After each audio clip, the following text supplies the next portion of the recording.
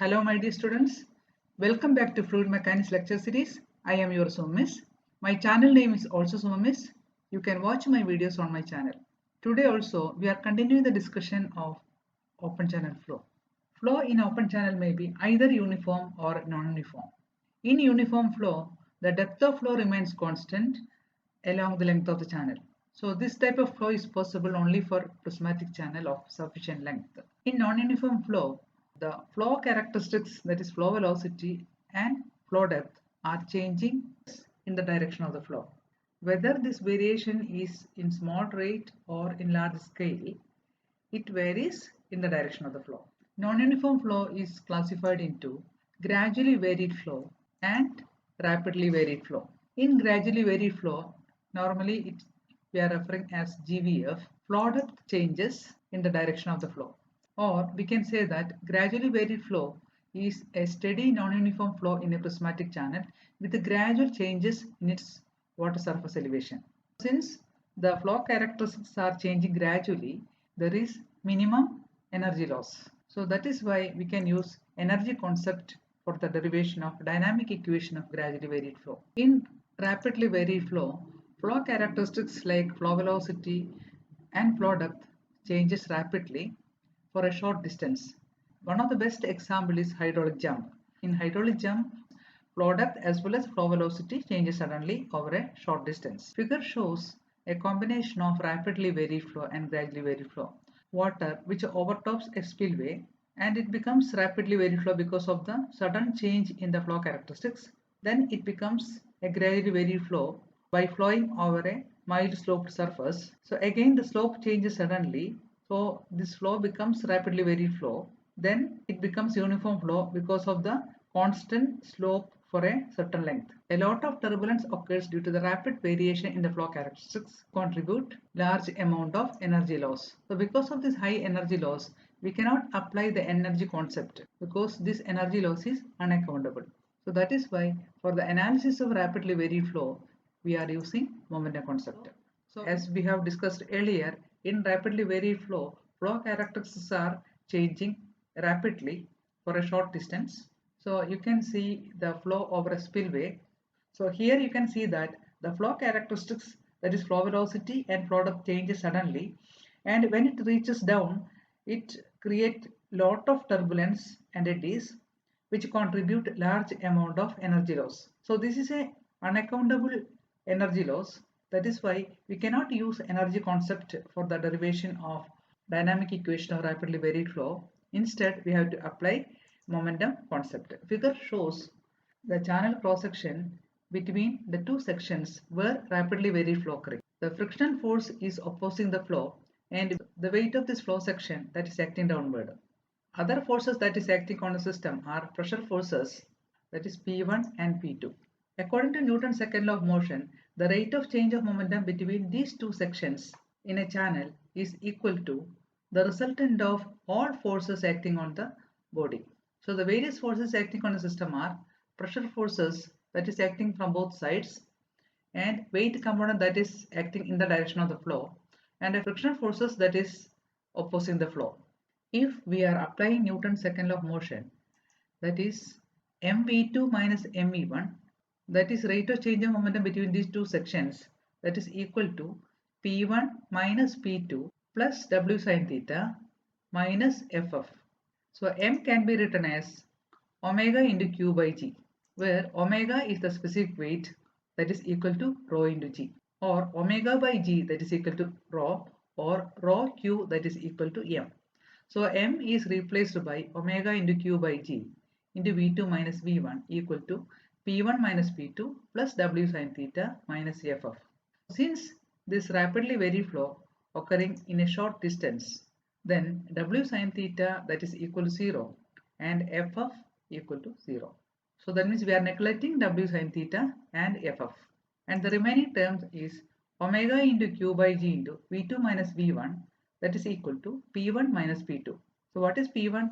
That is the total pressure force acting at the section 1, and p2 is the total pressure force acting at the section 2. So based on the hydrostatic law, P1 equal to omega into A1 Z1 bar, where omega is the specific weight of water, A1 is the area of the section, and Z1 is the distance of the center of gravity with respect to the free water surface. Similarly, A2 is the area of the section 2 and Z2 bar is the distance of the center of gravity with respect to the free surface.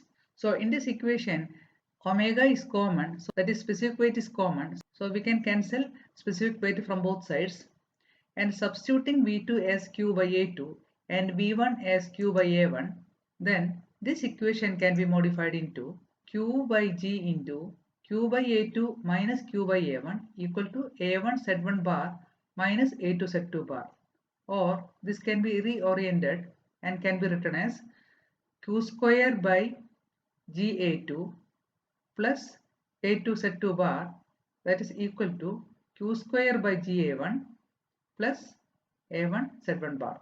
LHS and RHS, which is the force per unit weight, or it is called specific force, and Q square by GA1 plus A1 Z1 bar, that is the specific force at the section 1, and Q square by GA2 plus A2 Z2 bar, which indicate the specific force at the section 2.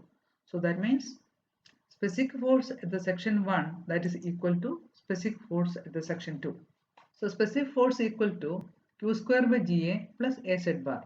So for a given channel section and discharge, F is a function of Y. So by varying the value of Y and plotting Y versus F, we will get the specific force diagram. So from this figure you can see that by increasing the value of Y, the specific force decreases and it becomes minimum. Then it increases with increasing value of Y. So in order to find out the condition for minimum value of specific force, we have to differentiate this F with respect to Y as dF by dy equal to minus Q square by Ga square into dA by dy plus d of Az bar by dy equal to 0. Now what is d of Az bar? Az bar is the moment of the area about the free surface, or d of Az bar, which indicate the change of the moment of area about the free surface. So consider a small increase of water level as dy. So dA equal to T into dy. So d into Az bar equal to A into Z bar plus dy plus T into dy by 2. So that is the moment of change of area minus Az bar.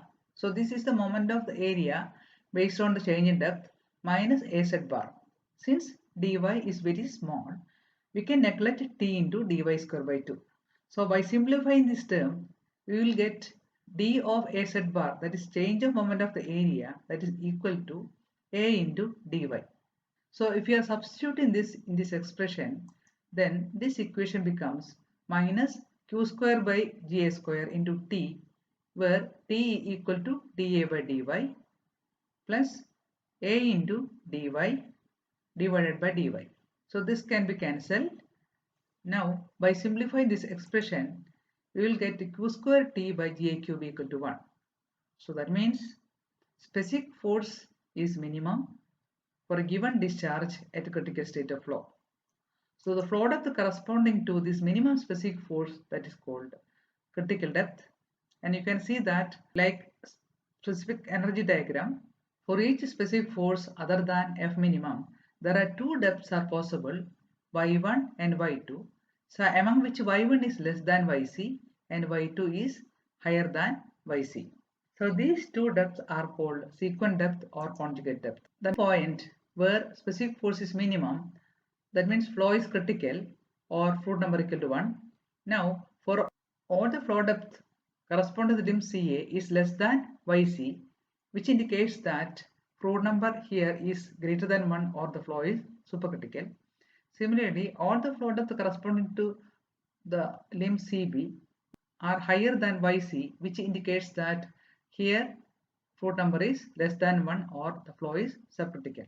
So in order to conclude the concept of specific force, we can say that Q square T by Ga cube equal to 1, or specific force is minimum for a given discharge at a critical state of flow, and the discharge is maximum for a given specific force, and fluid number equal to unity.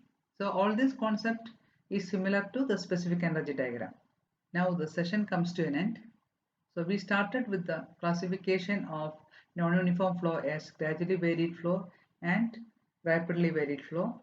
Continued the discussion of rapidly varied flow and application of the moment concept and the specific force. For the time being, it is enough. Thank you.